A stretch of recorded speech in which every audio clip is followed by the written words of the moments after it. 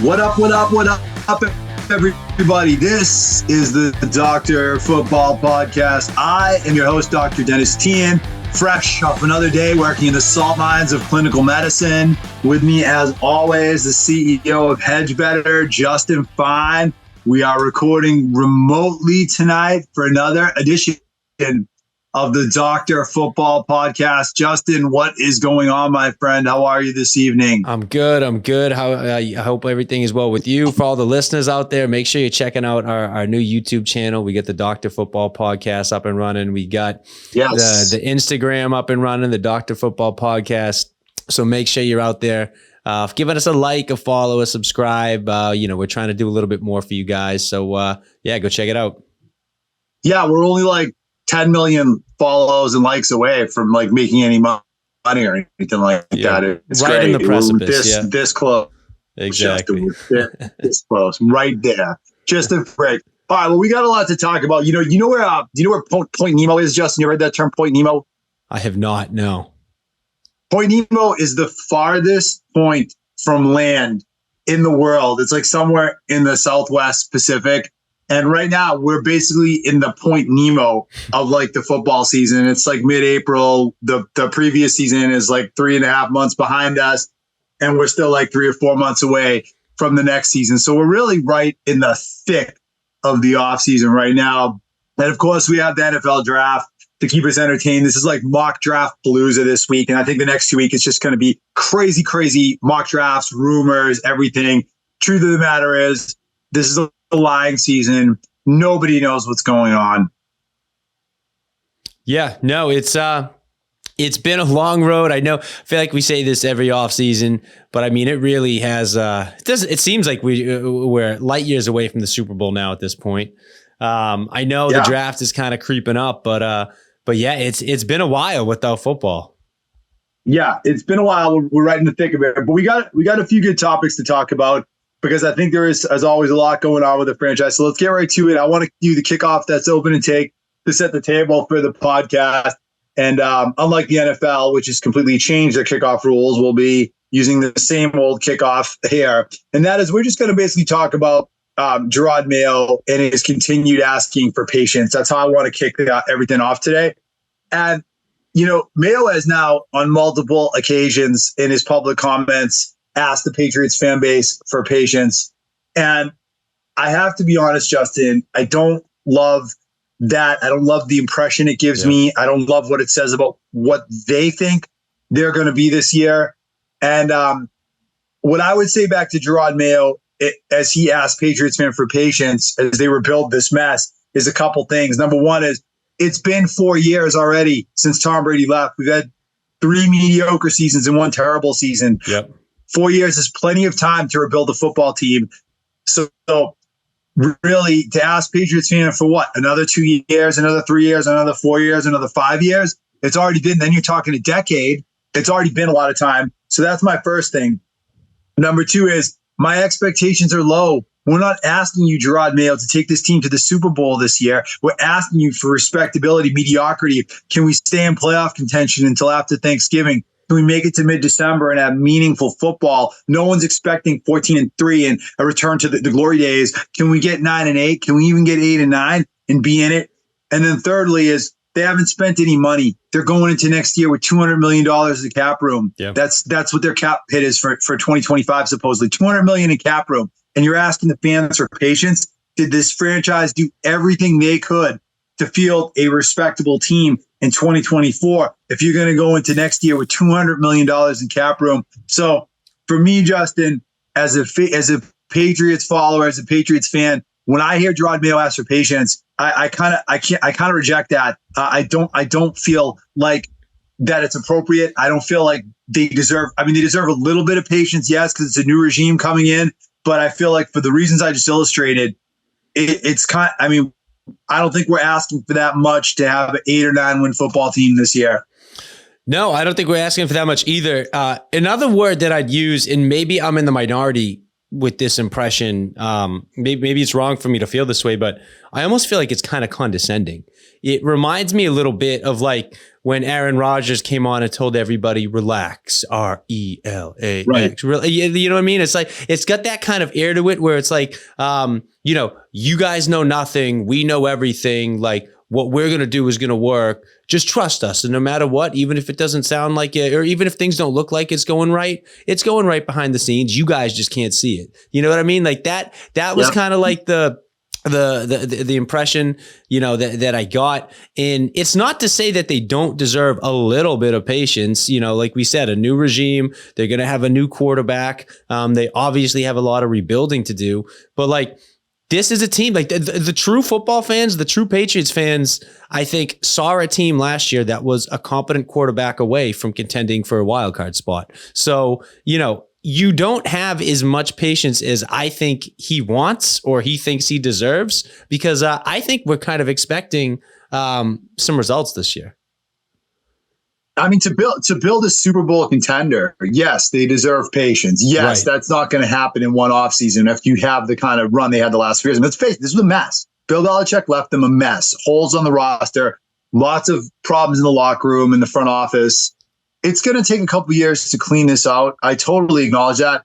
But I think most Patriots fans at this point are realistic about what they're looking for. And it's respectability. And right. I'm sorry, like, I don't give them any leeway to get to respectability. That's something that they should be able to achieve in one offseason. It's something that teams across this league from year into year out are able to rebuild to get back to respectability in one offseason. So I don't think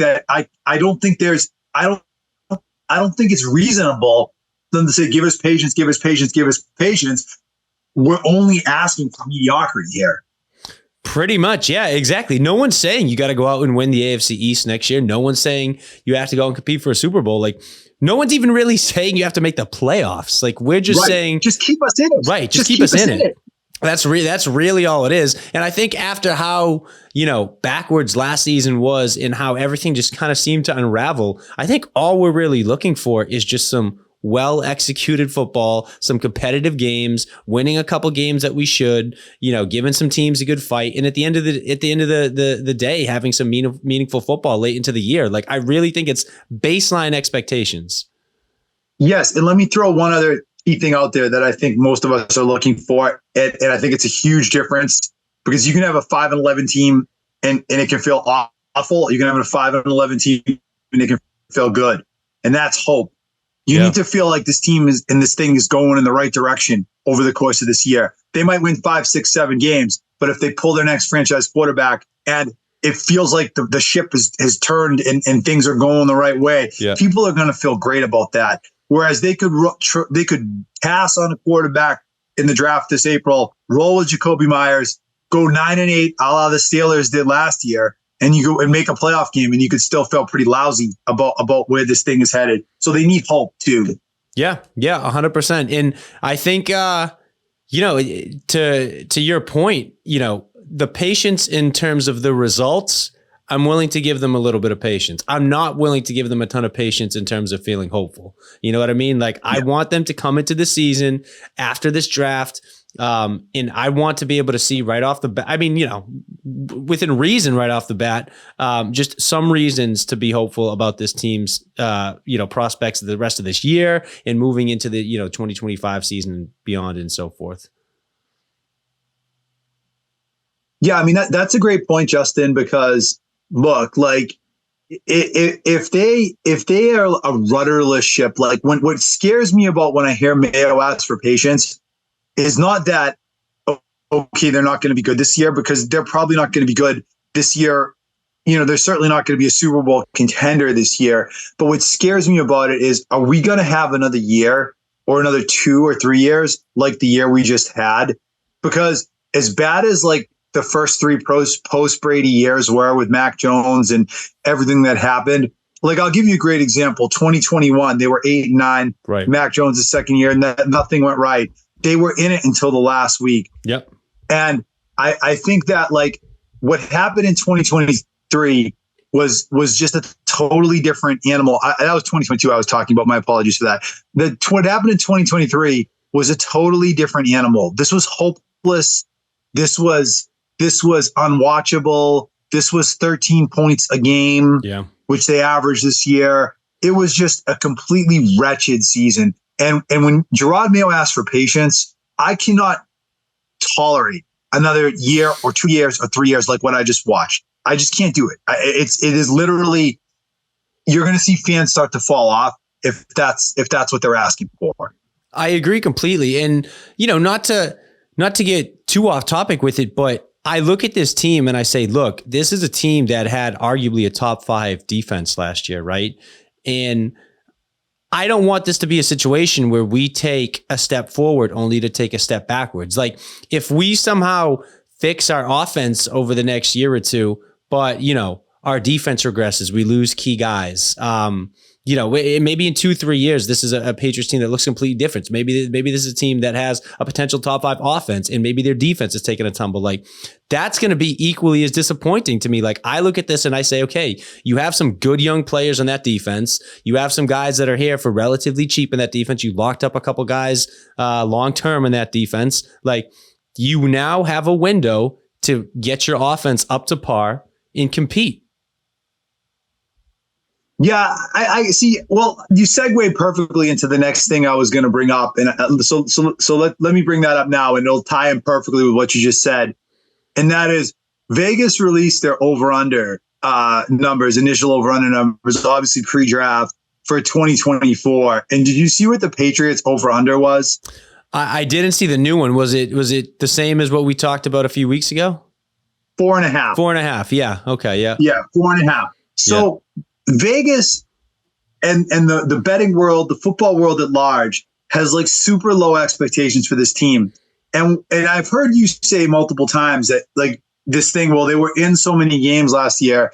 So if they fix their offense, they're going to win a few of those games and they should be a respectable team.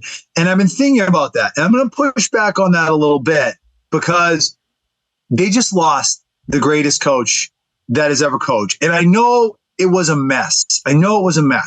But they replaced the greatest coach that ever coached with a guy that is completely inexperienced. They went from the most experienced coach in the National Football League to the least experienced coach in the National Football League. Yeah. And look, after 2020, when they were 7-9, what did we all say? We said, oh, well, that was one of Belichick's best coaching jobs because that was a 3 or 4 win team and he coached them up to 7 wins. So what does that say about the team last year? And could some of the fact they were in so many of those games last year, even though they were unable to win, could some of that have been Bill Belichick's coaching brilliance, keeping them in games? And now that that's gone, is it fair to make that assumption that this team is going to hang around in all these games when they got Gerard Mayo on the sideline instead of Bill Belichick in his coaching expertise?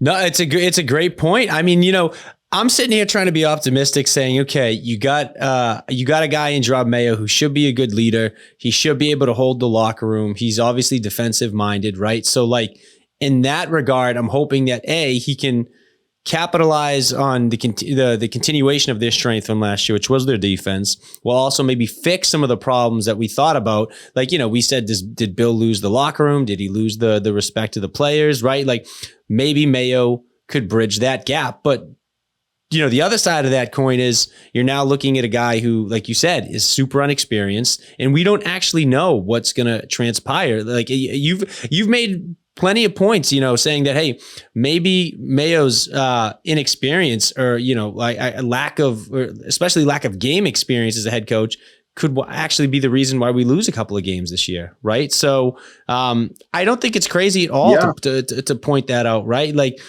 we have a good defense. We can hopefully, get the next quarterback, fingers crossed, but we gave up a lot at the head coaching position. At least it's like, look, it's in this situation, instead of innocent until proven guilty, it's guilty until proven innocent. Like Gerard Mayo may be a great coach. He may be hot right off the bat. Like, we might draft a rookie quarterback and go crazy, a la like a DeMeco Ryans and CJ Stroud and the Texans last year. But like those chances are slim, and he's going to have to prove it to us. Yep. Yeah. And when you're talking like Vegas over under and 4.5 wins, right? They were a 4-win team last year. So you can add on the pro side, they're going to have an easier schedule. Right. They're going to get rid of a lot of the toxicity in the locker room. That was a problem last year. They should have better luck. I think they had bad luck in a couple close games last year. So that's all going to go on the pro side. But then you got to look at the con side too, which is they just lost, a brilliant, experienced head coach. And I'm concerned about that. And I wrote a great piece on our Facebook page, which, got a lot of pushback, frankly, from a lot of people that are kind of optimistic, I guess, about Mayo's, tenure. And I am too. Like, don't let what I wrote, fool you. Like, I'm rooting for Mayo. I think he's got a lot of skills, but I'm sorry. Like, this guy is super, super inexperienced, and it's already showing now in the offseason and how he's like handling the media. Don't tell me it's not going to show up in like week 9 when he's trying to make an offensive game plan and he's knocking heads with Alex Van Pelt. Meanwhile, Josh McDaniels is God knows where. Bill O'Brien's at BC.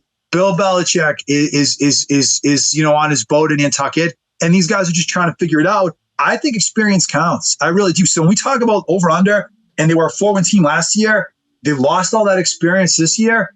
Hey, I don't think that number is all that ridiculous. No, and the other thing too, I mean, just to piggyback off that is, I know I just kind of said that I expect him to be a good leader and a good locker room guy. But that will quickly fade if his players don't trust him to make the right decisions, to prepare for games, in games, to help them win games. Like that his character only goes so far without starting to deliver results. Yeah, well, guys will start to question him when they're 1-9 or something like that. Hopefully they don't get to that point. But if something like that happens, and even if it wasn't his fault, guys are going to stop pointing fingers, right? Because that's what losing does. And then, you're in the situation at that point where you got like a mutiny on your hands. So like it's easy to come in as like the knight in shining armor riding the white horse and I'm going to fix everything that big mean Bill Belichick did. But when things start going wrong and you know what hits the fan, are guys going to really trust and believe in this guy?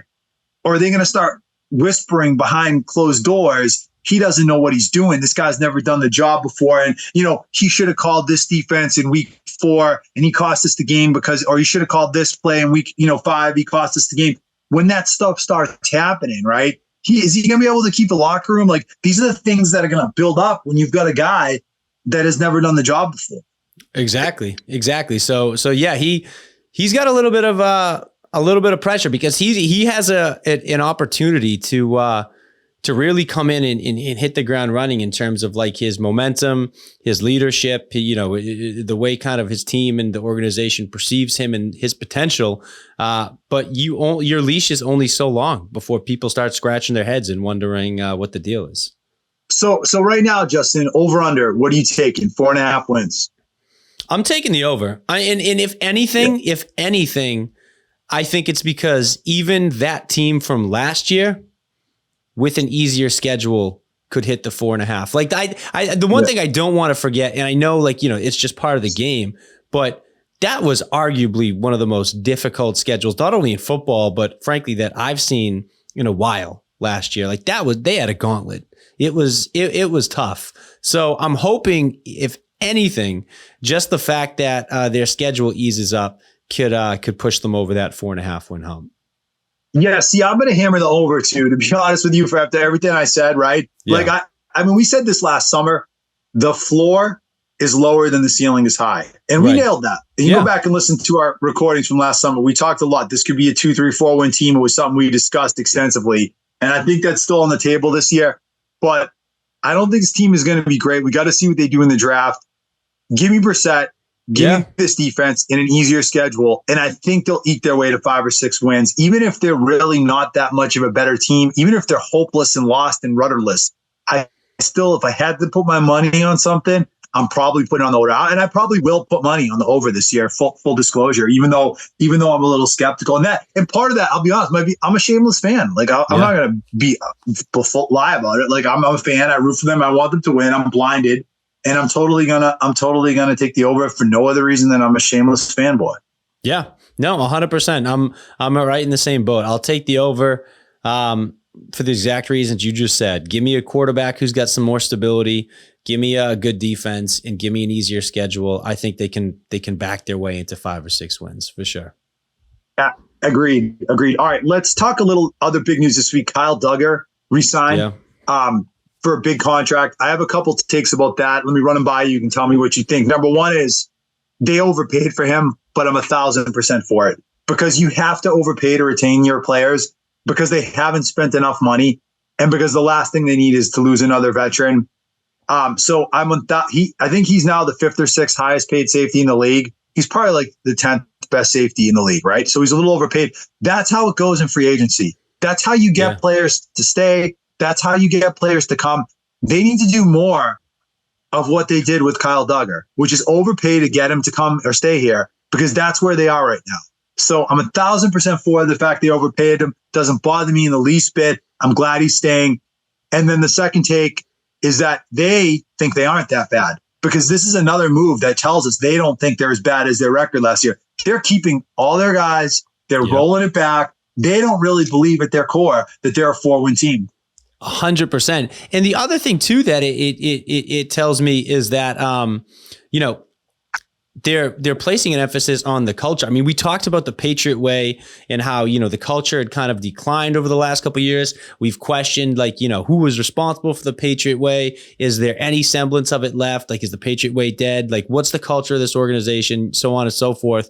To me, the best way to keep and build a culture in an organization is to retain the veterans and the guys that have been there since the beginning or have been there the longest. And it's like, when you were the Patriots back years ago, the Patriots of old, you could replenish, right? You could draft, replenish, let them go, bring in free agents. And the Patriots way was consistent, because you had Tom Brady, you had Bill Belichick, and you were winning Super Bowls, right? The Patriots way was there. Now, if you want to establish a quote unquote second wave of the Patriot way, or even forget the Patriot way, maybe you're just looking to establish a new culture within the organization, you got to retain some of the guys that have been through the grind, that maybe some of the guys that are homegrown Patriots, some of the veterans with leadership experience. So I love it. I think it would have been a big mistake for them to let someone like him go. And I'm happy they decided to keep him. Yeah, and when you're trying to build a culture and you're trying to win credibility in the locker room and keep guys invested, you need some allies. If you're Gerard Mayo and Elliott Wolf, you need some allies. And that begins with paying guys that have earned the right to get paid. And I think Kyle Duggar, for whatever limitations he has as a player, he has earned a second contract. You let that guy walk, it's bad for morale. You keep him here, that guy's your ally. Whatever you face this season, whatever road bumps you hit, now you've got a couple allies in the locker room. It's part of rebuilding the culture of this franchise. So that's a great point too. How about any concern about the fact they don't have a coverage safety? I think they have great defensive. I think they have great talent at every level of defense. I am not as much a believer in Christian Gonzalez as the rest of the world, but he, I think he'll be okay. But I'm not calling him Darrelle Revis yet. But I think they have good corners. I think they have good linebackers, defensive linemen. Are they lacking a coverage safety? Like Devin McCourty retired 2 years ago. Jabril Peppers is great. He's almost like another linebacker. I don't think Duggar's really a true coverage guy. He's more like somewhere between Peppers and McCourty, I'd say. Do they need another safety? Yeah, and maybe that's something they address in the draft. Like, who knows? Maybe that's an area that they go and target.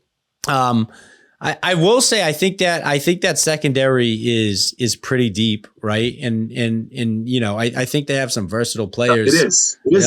It's deep and it's versatile.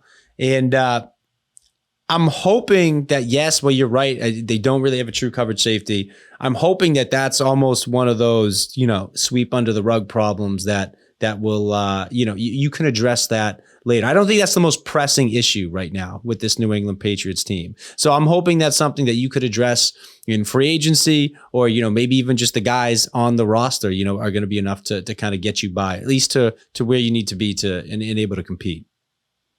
Yeah, it'll be interesting to see. I mean, you would think they're going to draft heavy on offense in this draft, but they're not going to draft all offense. So it'll be interesting to see where they go. That might be one of the places they go. All right, let's talk about the draft, Justin, because that is probably the big story, or one of the big stories with this franchise right now. And it's gotten to a point where it's like a fever pitch. It's annoying because it's so unfulfilling. Yeah.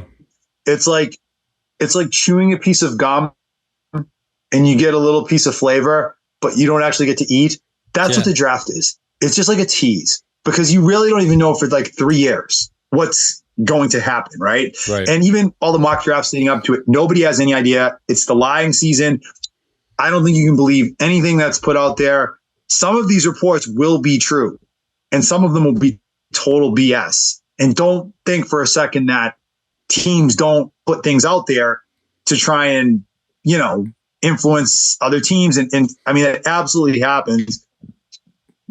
I find it interesting. We talked about this a few weeks ago. I think the trend has continued. You are seeing these quarterbacks get ripped apart and scrutinized like it hasn't been in a while, because of the failures franchises have had drafting quarterbacks the last few weeks. I want you to rank the 6 quarterbacks, but before I even get to that, the rumor right now is the Patriots are all in on JJ McCarthy. That's like the hot rumor. Whether that's trying to put a false flag type thing up, or whether that's real, it's come from a lot of credible people. Michael Hawley, Chris Gasper, Scott Zolak, all talking about Patriots' interest in McCarthy. Couple national guys, all talking about it. Are you okay, Justin, if they love JJ McCarthy and they pull him with a 3rd pick in the draft? Are you okay with that?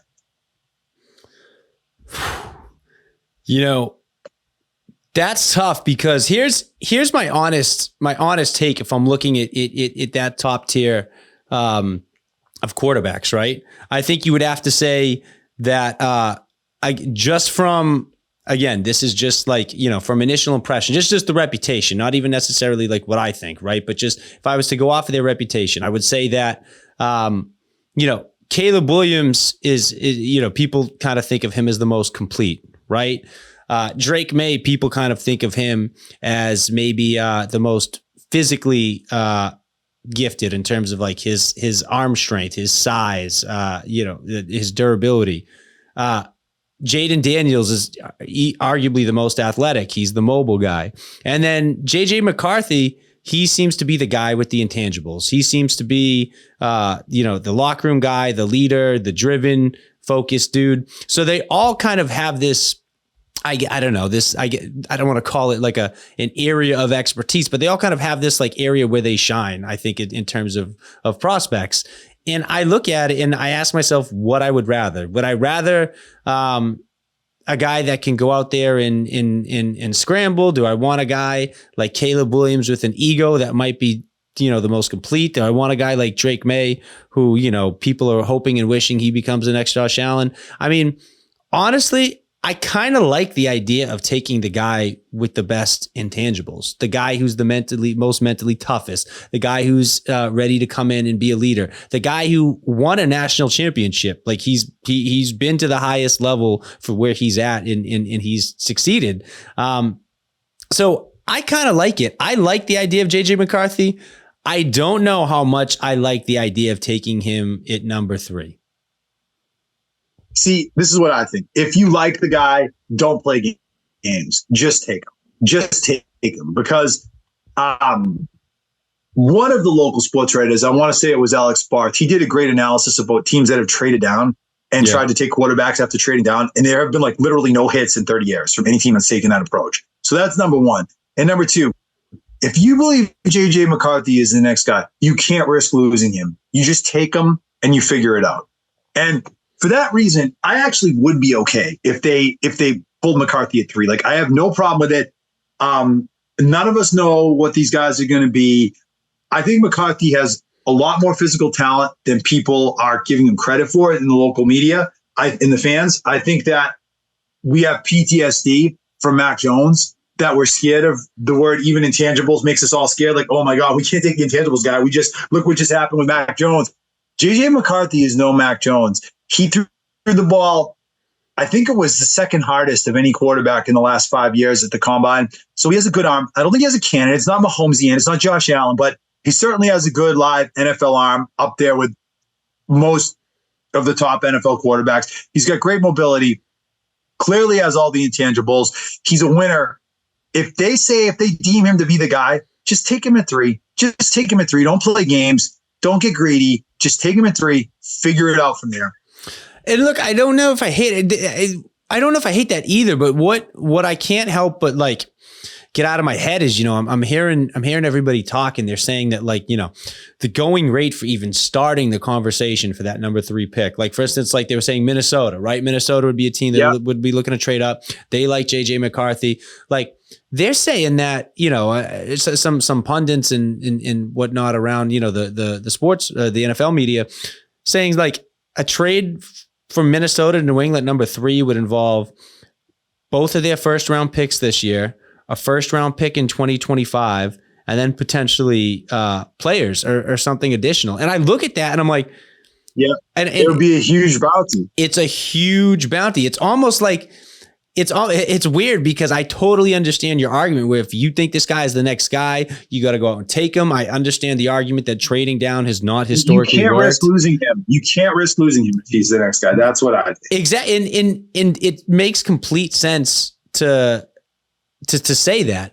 I just think when I take a step back and look at it to say, for a guy that nobody can even decide who the right quarterback is to go number 2 and number 3, we'd turn down 3 first round picks plus more. Like so that's where it's just a little conflicting for me, is I'm like, we're turning down a king's ransom for a guy who's not even like the consensus second or third best quarterback. But to your point, if he is the guy and you feel he's the guy, I get it. You got to do it. I just think you have to know what you're leaving on the table.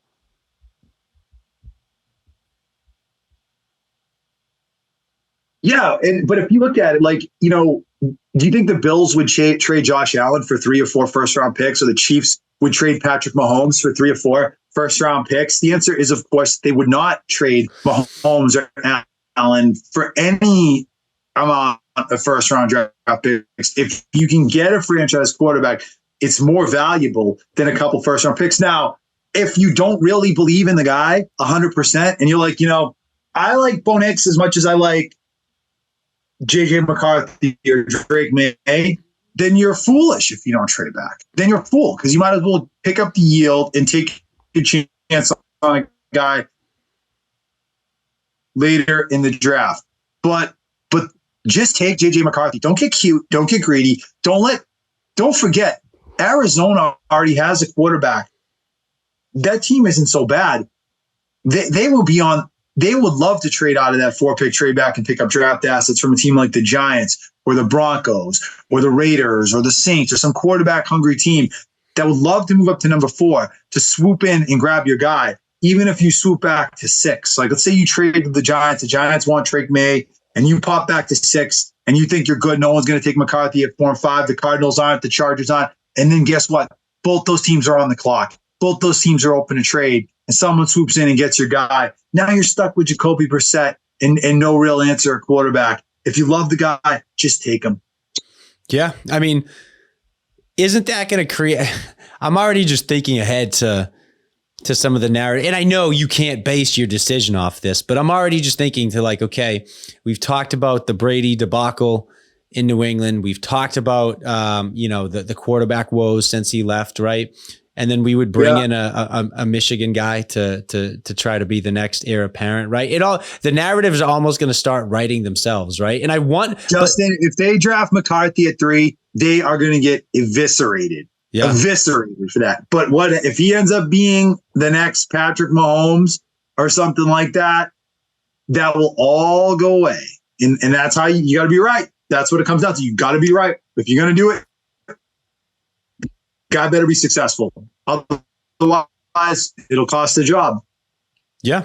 Yeah. No, I mean, the one thing I will say is that, after we talked about, Mac Jones in his lack of the intangibles, right? Mac Jones clearly wasn't resilient. He wasn't mentally tough. He wasn't a well-respected leader. He wasn't someone that I would say was poised either in the game or on the sidelines. those are all qualities that I'm desperately seeking in my next quarterback. And so by all accounts, that's JJ McCarthy to a T. He's got all the intangibles, and he's still a gifted athlete as well. So look, I'm open for it. I'm ready for it. But I think it's interesting that, he's one of those guys that, again, he's kind of making all of his buzz in the last few weeks. I mean, nobody was talking about JJ McCarthy being the second or third quarterback off the board, so I think that's another added layer of complications. It's like Caleb Williams, they knew he was going to be the number one pick 2 years ago. You know what I mean? Like JJ McCarthy, all of a sudden within the last couple of weeks. What's funny about McCarthy is that he wasn't asked to do a ton in college. So it's kind of an incomplete. Like, you don't know if he can be that kind of guy. There's little glimpses of it, but you really don't know. What's funny about what you just said, Justin, is that after 3 years of Mac Jones, you're able to say that his intangibles were off. But if you read the pre-draft and the stuff people said after the draft, he was the intangibles guy. Yeah. Before we saw him. So it just shows you how inaccurate and exact the science that a guy that you would draft for his intangibles. Well, that was Mac Jones. Yep. And then when we saw him and how he handled adversity and how he fell apart, he was actually the complete opposite of an intangibles guy. Yep. I think that if you like McCarthy, you take him. I'm going to say the same thing about another guy. And this is another thing that people are going to probably say is crazy. I would say the exact same thing about Michael Penix. I don't get why Michael Penix isn't going higher in this draft. What am I missing? He's the best pure passer in the draft. He has good mobility. He just ran a 4.5. He's got great intangibles. I get the injury history. I do. But all these guys have some measure of uncertainty to them.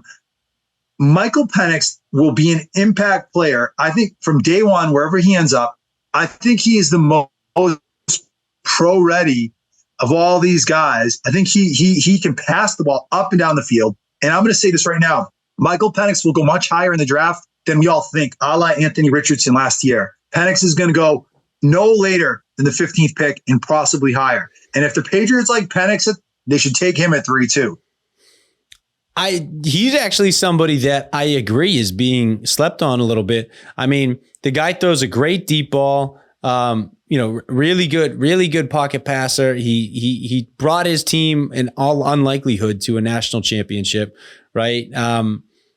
He's somebody that I wouldn't mind either. I think 3 would be a little bit of a reach for him, but I do totally agree that he's going to go higher than people expect, especially, you talk about the fact that in the first five or six picks, you could expect to see 3 or 4 quarterbacks go off the board. It kind of everybody's got their mock drafts, but when there's a run on a position, the game changes. You know what I mean? And if you see a bunch of quarterbacks start flying right out of the gate, it's going to just naturally, elevate his draft stock. Someone's going to fall in love with him, Justin, and trade up to get him in the top 10. Guaranteed someone's in love with Penix, and they'll move up to get him.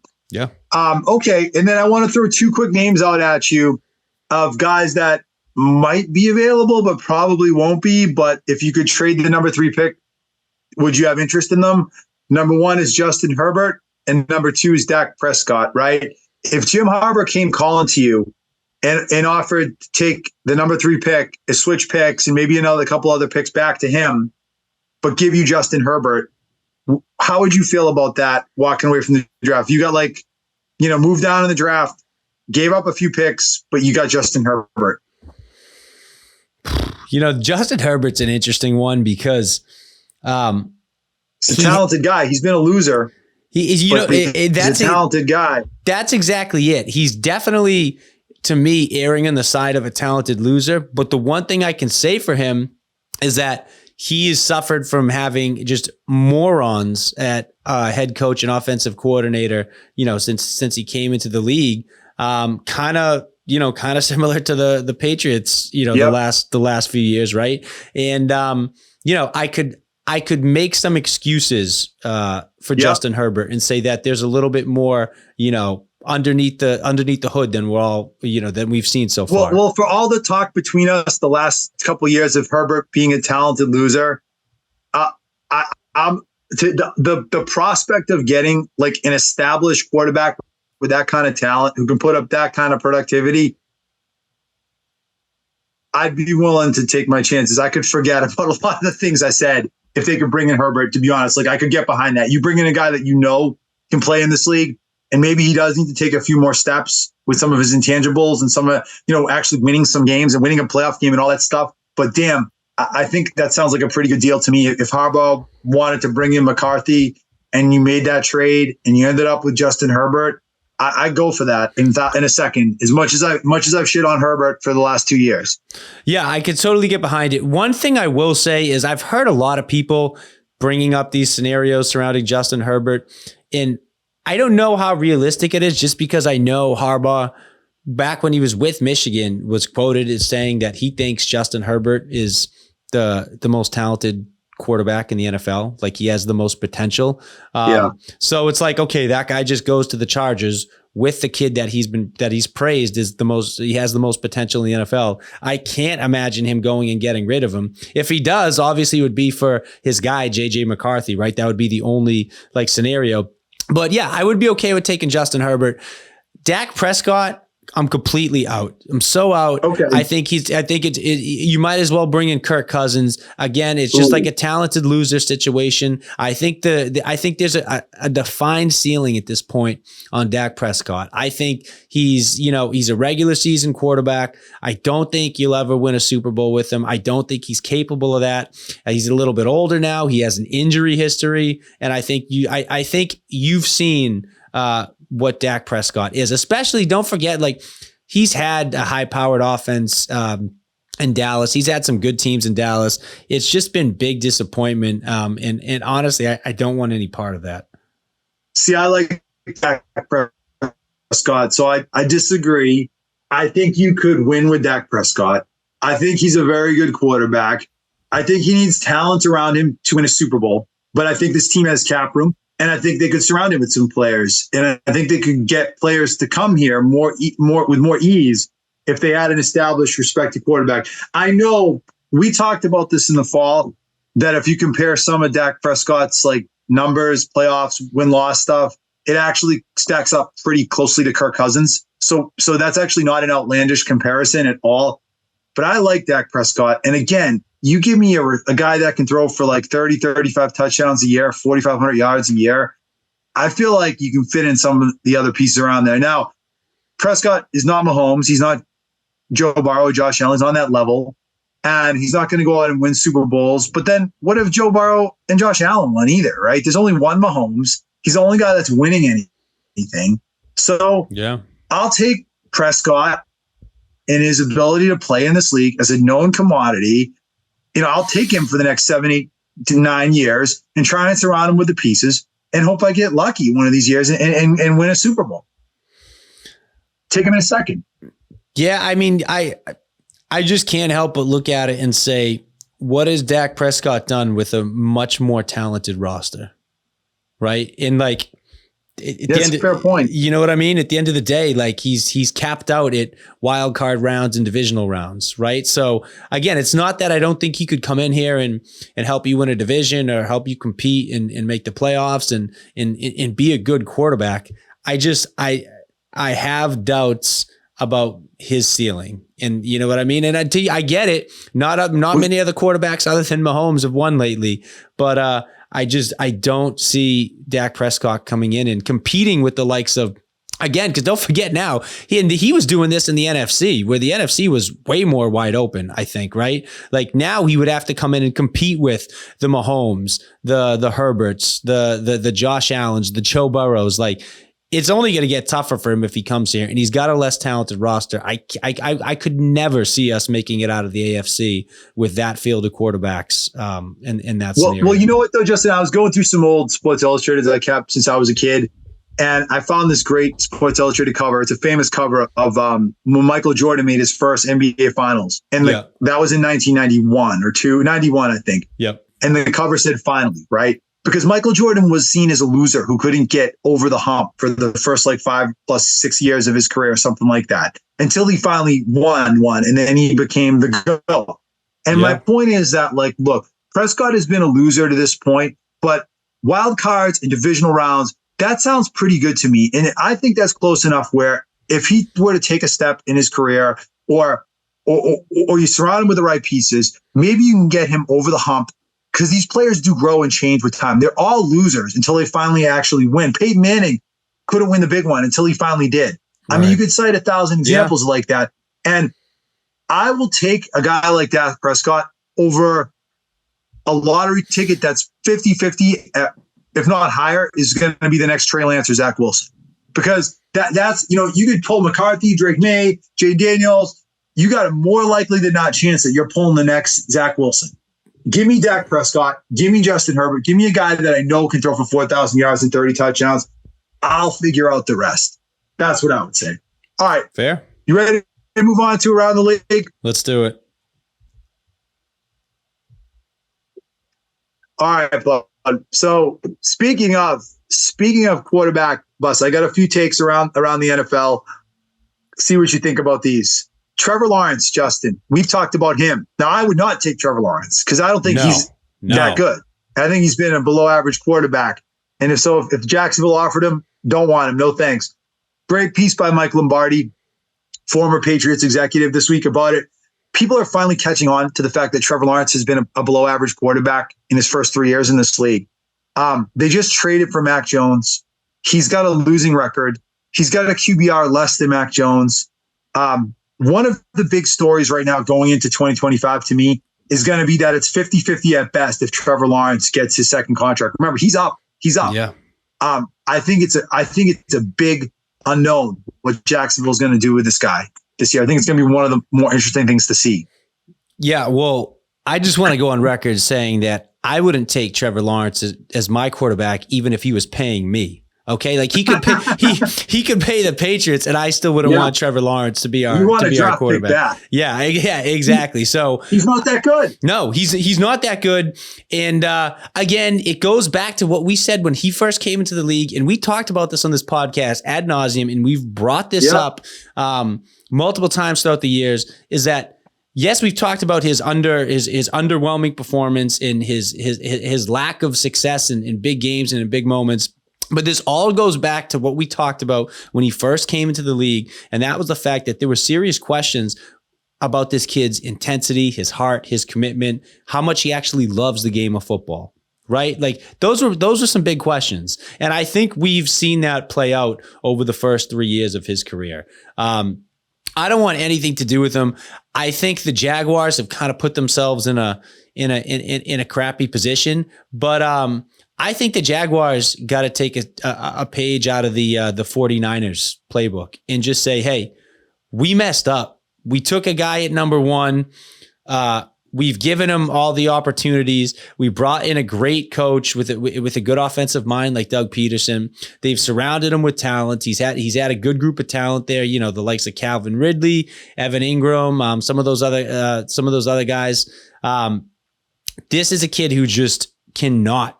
And he's been in one of the weakest divisions in football for the last 3 years. This is just a kid who cannot seem to. Yeah, that's a good point. He's been in a weak division. Exactly. This is not a kid who I think is ready to take that next step. I think you're better off cutting ties with him. He's not like, it's not even a question of like, what type of contract you can get him on, after this rookie deal. I think you just have to completely sever the ties and move forward if you're the Jacksonville Jaguars.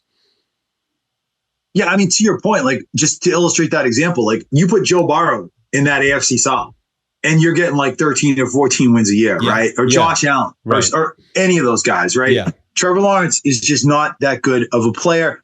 And I think he's got 1 year left to prove that he can take that step. And if not, I honestly don't see them signing him for a second contract. They'd be crazy, dude. You'd be making, do you want to be the New York Giants and give him that extra contract? And now you're stuck with the guy. And mark my words, Trevor Lawrence is going to get paid a lot more than Daniel Jones did, partially because of reputation, partially because he's had at least an average or mediocre performance. You want to pay mediocrity $60 million a year? I don't. Yeah. So I think, and I don't think the Jacksonville Jaguars do. So I think they're setting up the stage to walk away. He's got one more crack at this, I think. And if it doesn't happen this year, I think he's done. Yeah. All right. Next one. The Pittsburgh Steelers. They've rebuilt. Okay. They have a great defense. I think one of the best signings of free agency this year was signing the linebacker from Baltimore, Patrick McQueen from Baltimore. Patrick Queen, yeah. Guy's a beast. Oh, yeah. Guy's a beast. And that Pittsburgh Steelers defense was already beastly. They were able to win 9 games last year because of their defense, even though they had the worst quarterback play in the league, literally the worst. Yeah. Okay. Kenny Pickett sucks. You think Mac Jones sucks? Kenny Pickett sucks even worse. Mitchell Trubisky, Mason Rudolph. That team made the playoffs because of that defense. Now you're adding in one of the best linebackers in the AFC, tackling machine. They're going to be beastly. They added in Russell Wilson as a quarterback. I don't know what we're going to get from Russell Wilson this year, but I know he's an upgrade over what they've had. I look at the Steelers as a 10-plus win team. Now, they're in a super tough division. Yeah. You put them in the AFC South, they're the favorite. In that division, it's going to hold them back a little, but I still see them as a 10 or 11 win team. I agree completely. If anything, I think having them in the division is just going to mean they're going to be nice and battle tested by the time they get to December. I think the Steelers really did upgrade themselves on both sides of the ball. And I would even go as far as to say that I think Justin Fields, their backup, is a far better option than anybody that they had last year. So I think the Steelers really did themselves a service. I've always loved Mike Tomlin. I think he's a great coach. And, that's a team that really does have a lot of good pieces. Like you said, a great defense. They got a lot of talent on that offensive side of the ball. I mean, they really do fly under the radar. And they have been for a while. But I do think that this is a team that's going to compete and win some games this year. And, a lot of guys that have taken heat, like Russell Wilson.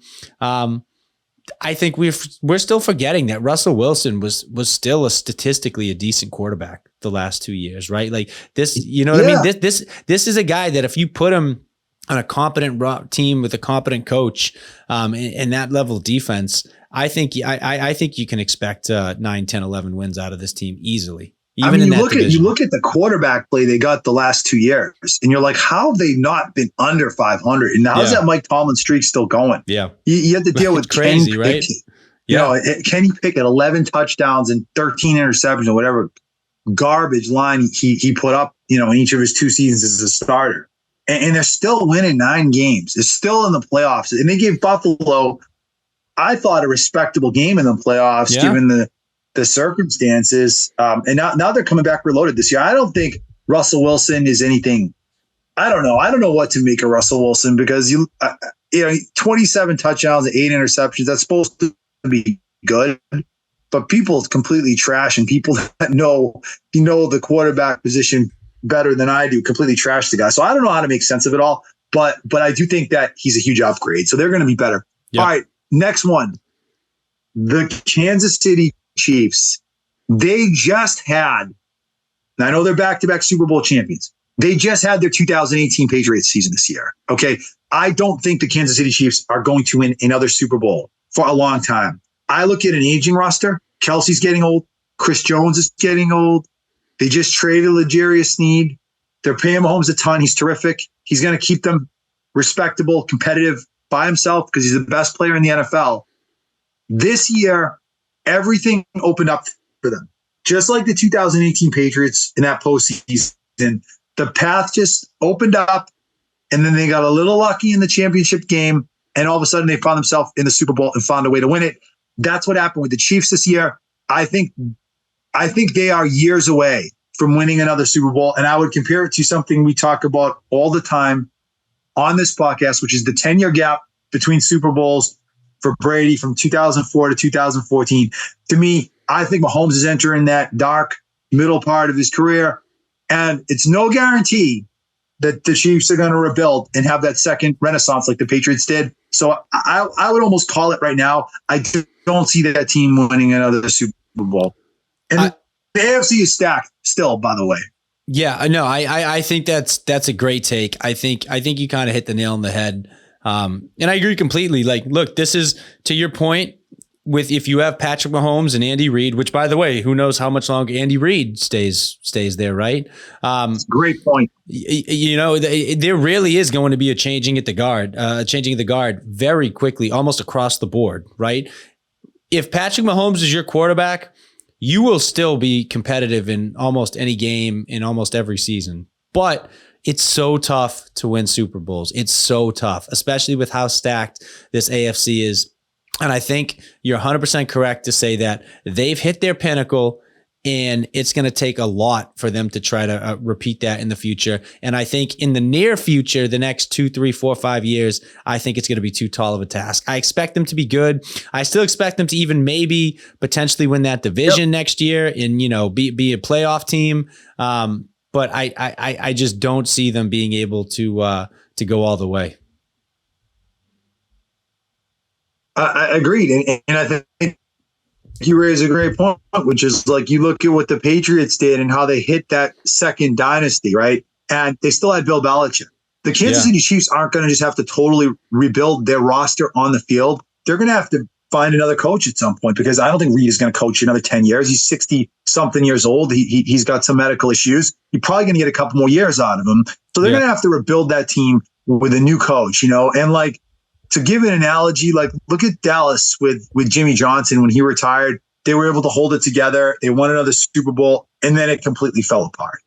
And it's really hard to find a great coach like that too, and a coach and quarterback combo that works. It's another added curveball to that. Just all the more reason to make me question. Can I say this? Is it crazy? The Chiefs window is closed. I mean, is that a crazy take? I think most people would say it is. But if you think about it, I really don't think it's that crazy. And they won on defense this year, Justin. And now they just traded one of their best defensive players. Don't forget that. Yep. Yeah. 100%.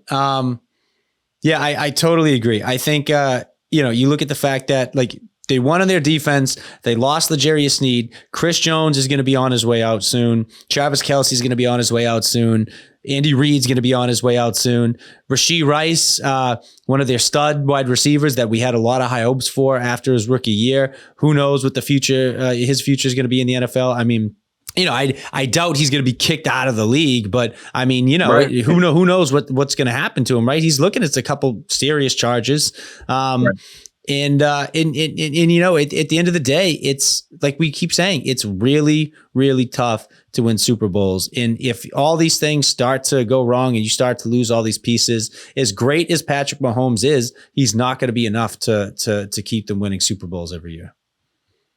Just like Brady wasn't for that 10 years, right? When Belichick blew enough draft picks, and that core eroded in the middle of that dynasty. I'd say after 2007, which they should have won in 2007, Patriots in all fairness, but the core really eroded after 2007. And there was like a 3 or 4 year gap in there where they really blew a lot of drafts all out of the last few years of Belichick's tenure. And the talent really eroded. And as good as Brady was in terms of like keeping them competitive for divisions in those years, they couldn't really get anywhere in the postseason because they weren't good enough. And I think that's what you're going to see with the Chiefs.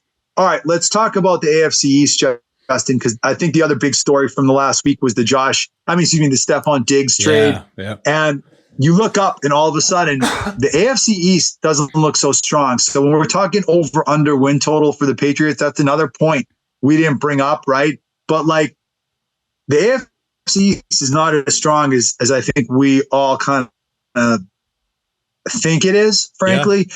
Buffalo trades their best weapon.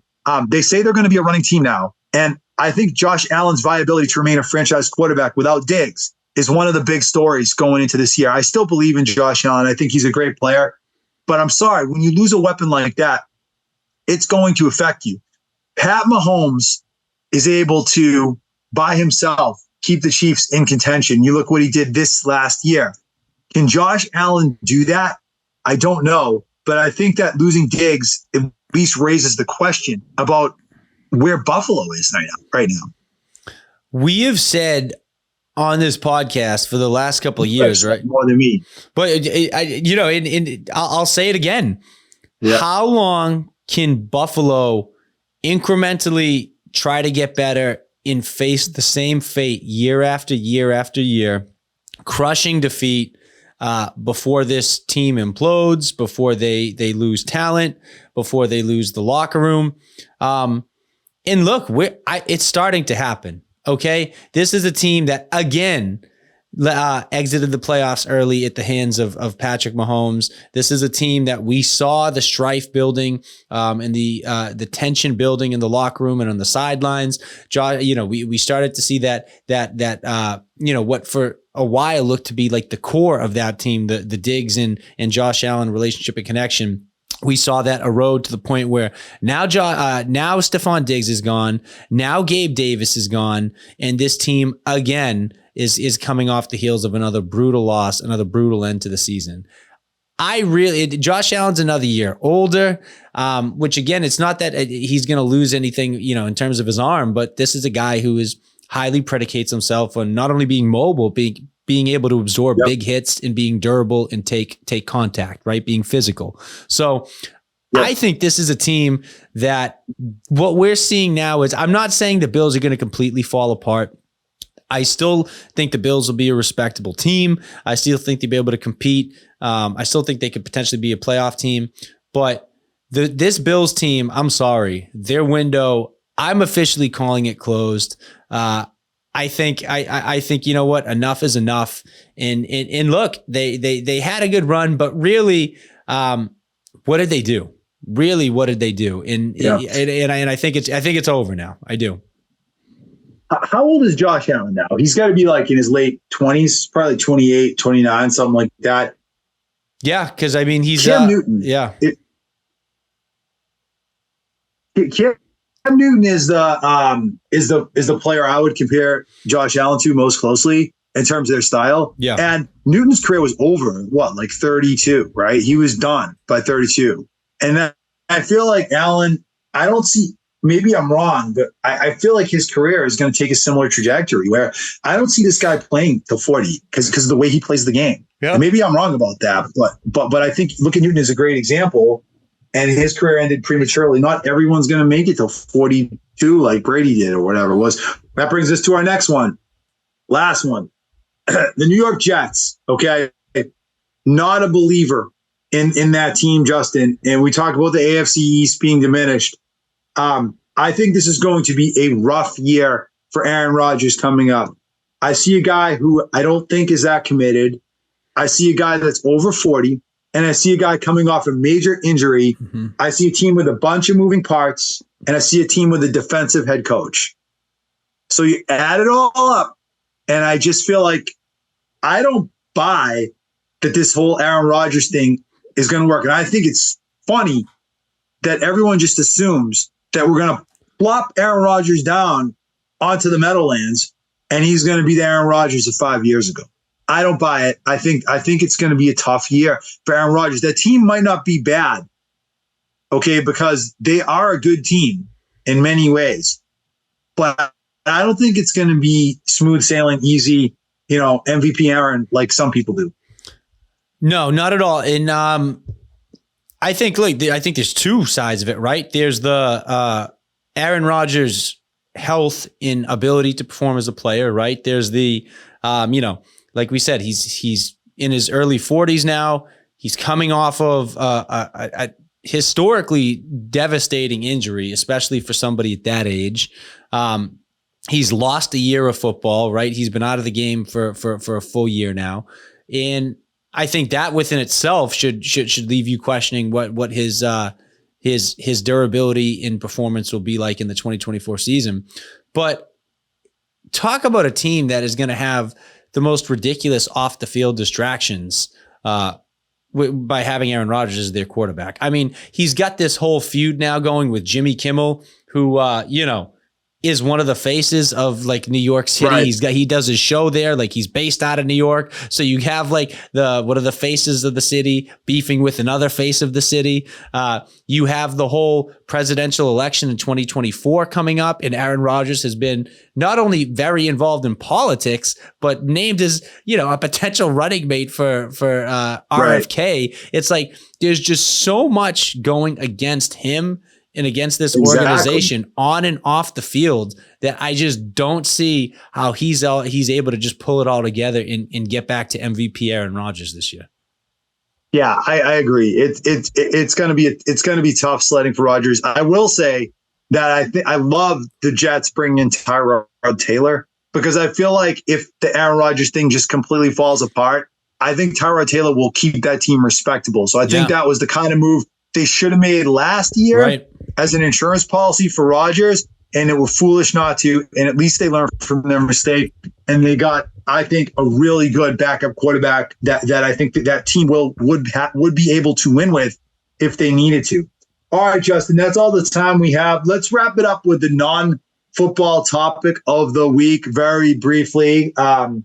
We have to talk about the eclipse yesterday and just the insanity of this whole situation and like the way people overreacted to it. Let me ask you, first of all, what did you do yesterday for the eclipse? Did you even watch it?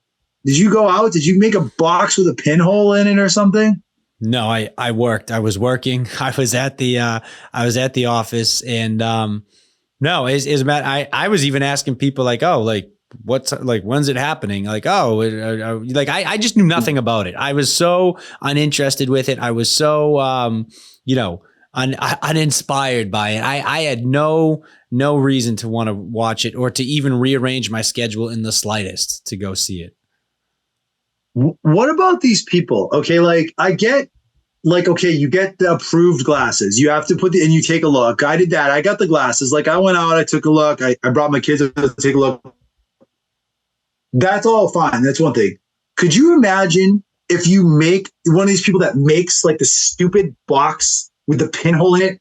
And like, what if you do it wrong and you're like blind for the rest of your life because you were like too cheap or too lazy that they were like giving away, and you had to like make your own stupid little thing, and now you can't see forever. Like that is a new level of idiocy. Anyone in that situation, totally. And not only that, but like there were people that were traveling, taking days off from work, like going on destination vacations just to watch this. Oh yeah. Like there were people who it wasn't as simple as somebody who just threw the glasses on and stepped out their front door to say, hey, I'll take a peek. Like people were making a huge deal out of this. You know what I mean? Like that was way overkill. And not only that, but even in areas where it was like full coverage, the full eclipse, it lasted for like 30 seconds. Imagine being somebody, couple minutes.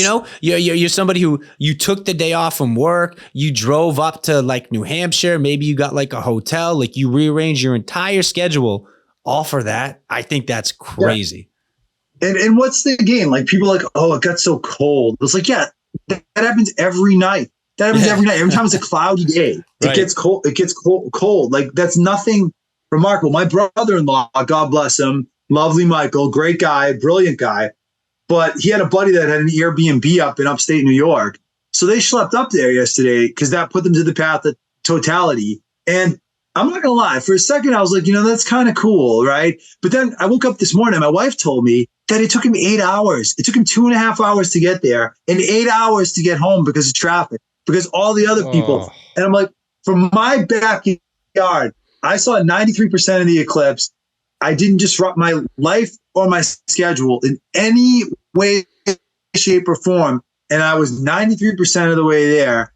And all these people spent thousands of dollars and 8 hours in traffic to get to that 100% for like a millionth of the effort. I got 93% of the eclipse. To me, that is true Belichickian value. And I think the way to do it. Yeah, 100%. And you know what? It's, for me, it was a fool me once, shame on you, fool me twice, shame on me. Back in 2017 or 2016, or whatever it was, when we had that last eclipse, I was talked into, a former girlfriend at the time. We took a trip to South Carolina specifically to go see the eclipse. Okay. And I remember leaving. I didn't know that. Oh yeah. And I remember, and she wanted to do it. I said, okay. We booked flights. We went down to South Carolina. We did the whole, we got all the glasses. We did the whole thing. And I remember leaving that trip saying, yeah, if this ever happens again, I'm literally not even going to bat an eye. And so this time around, I said, you know what? I'm good. I am so good. Yeah. Like, I just don't get why someone would, like, I get how it's interesting and appealing, but like, the whole idea of that being like a bucket list thing. And I'm like, there's so many things I want to do in my life before it's over. But like a solar eclipse where it gets cold and dark for 3 minutes, it wasn't, it's not for me. And I'm going to tell you something, like with my little glasses in my yard, I think we got a really cool view of like the 93%. Oh, I bet. And like, none of the trouble.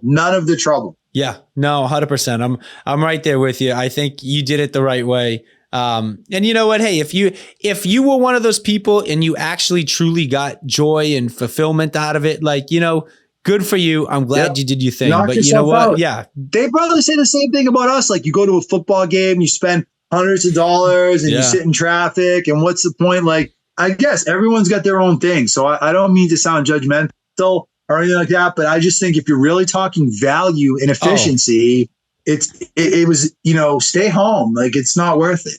100%. Yeah. Like I said, I didn't inconvenience myself in the slightest for it, and I got no regrets.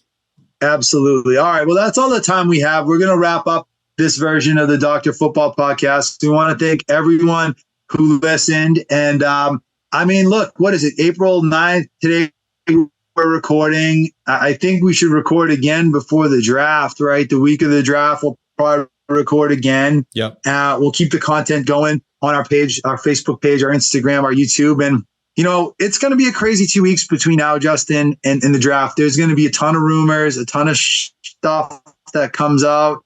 Believe what you want to believe, because look at Anthony Richardson last year. No one thought he was going to go 4. He was a second round pick. And then on the day of the draft, he went 4. That's going to happen again this year. We just don't know who, when, where, why, or how, but it should be an interesting couple weeks. Yeah, it should. And if anything, I'm curious to see if this JJ McCarthy rumor has teeth. I'm curious to see like if there's any pre-draft moves that are made. Right. And I think it's going to be very telling. What the Patriots do is going to be very telling of what they value and how they view themselves as an organization heading into the 2024 season. No doubt. And I'm going to tie this all up together by saying, much like the eclipse, I will be so glad when this frigging draft is over, because I feel like we've been talking about it since October. So I just want to see what happens and move on to that next era. Just want to get it behind us. I just want this draft behind me. I want to know what they're going to take, get it over with, because we've been talking about it way too much. We've got nothing else to talk about. Nothing else interesting happened with this team. The whole last 3 months of the year was a waste. Let's get this draft done. All right, that's all I got. Anything else, brother? Nope, that's it. All right, have a great week, everyone. We'll catch you in 2 weeks. Enjoy the springtime. Be good.